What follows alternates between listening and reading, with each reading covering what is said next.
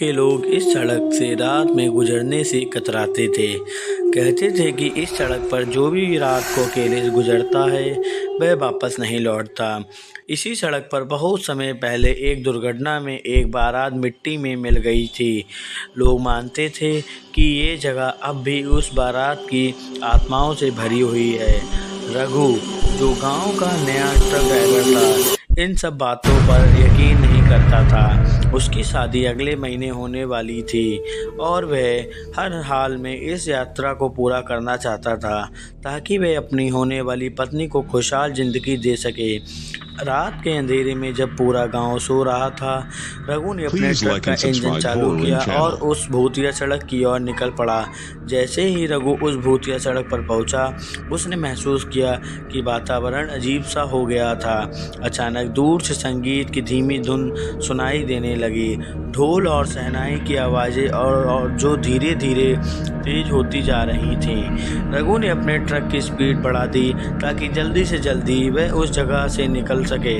लेकिन जैसे जैसे वह आगे बढ़ा, उसने देखा कि सड़क पर धुंध के बीच एक बारात दिखाई दे रही थी। वह चौंक गया। बाराती बेजान से चेहरे और पीली आंखों से उसे घूर रहे थे। उनके चेहरों पर ना कोई भाव था, ना कोई हंसी।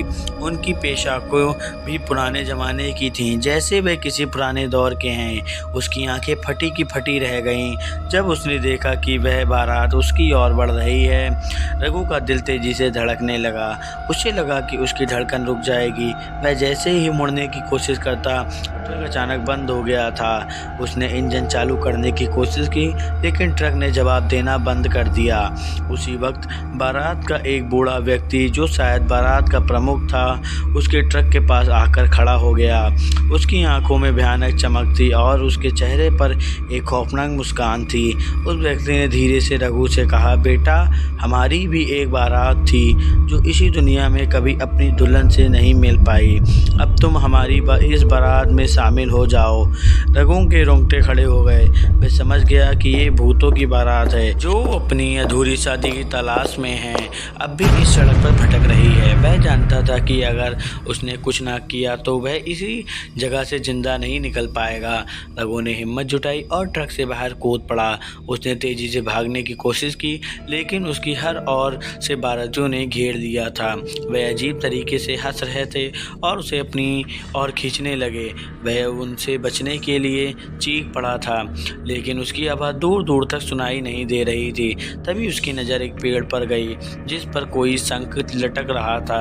वह समझ गया कि शायद ये शंख उसे इस भूतिया बारात से बचा सकता है। उसने हिम्मत जुटाई और किसी तरह पेड़ के पास पहुंचा।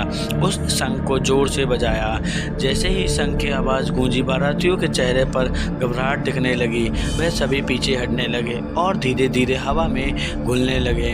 रघु ने देखा कि शंख बजाते ही अंधेरा छट गया और एक देवी का प्रकाशमय स्वरूप उसके सामने प्रकट हुआ।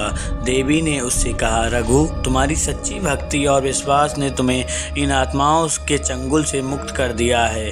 अब यह बारात हमेशा के लिए मुक्त हो जाएगी और इस सड़क पर कोई आत्मा भटकती नहीं मिलेगी। रघु ने देवी को नमन किया और भगवान का धन्यवाद किया। उसने सड़क पर वापस लौटते हुए देखा कि बारात का सारा भूतिया माहौल समाप्त हो गया था। अब वह सड़क एकदम साफ और सामान्य लग रही थी। वह अपनी यात्रा पूरी कर अपने गांव वापस आ गया, जहां उसने इस अद्भुत घटना के बारे में सभी को बताया। ये कहानी की रघु की थी, जिसने भूतों की बारात से सामना किया और सच्चे विश्वास से चमत्कार का अनुभव किया। ऐसी ही कहानी सुनने के लिए हमारे चैनल को सब्सक्राइब करें।